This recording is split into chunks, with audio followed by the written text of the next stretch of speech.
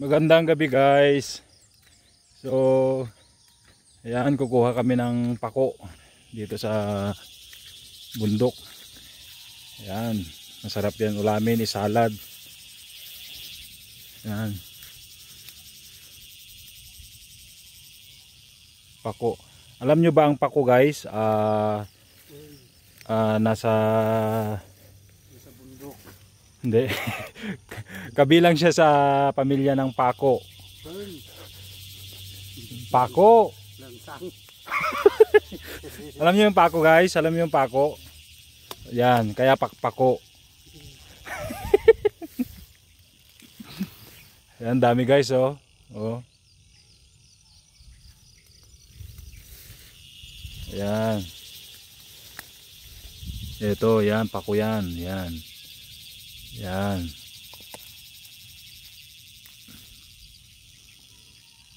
Ito siya guys.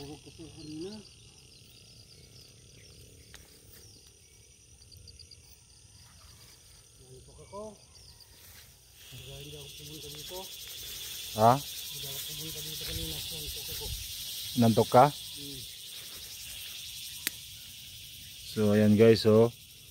Mahirap din siyang hanapin kasi nasa mga saka madilim na, nasa ilalim ng mga dito matataas na, ewan ko ang tawag dito.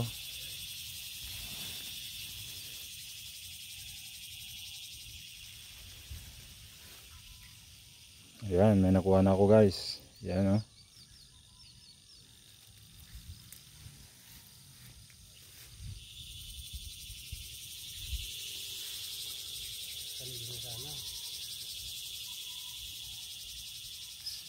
Yan pala si Kwan guys. Si Kuya Brendo, matagal na siya dito sa bundok. Ayan, ito yung Kwan niya. Kinabibisihan niya, kumukuha siya ng pako, binebenta niya sa palengke. Kuya, gaano ka nakatagal namamako?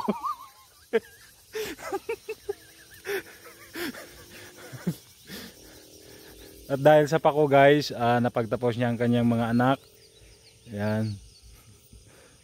Yan si Kuya Brendo.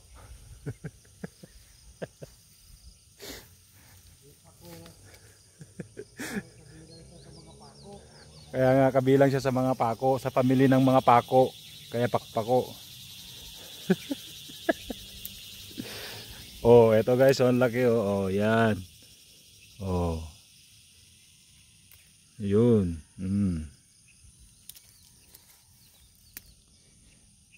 Madami siya ngayon guys kasi matagal na rin hindi nakuhanan to. Yan dati, pag nung nandito kami, halos araw-araw kami kumukuha kaya nauubos. Ayan. Oh. Oh, sige guys, kuha lang kami.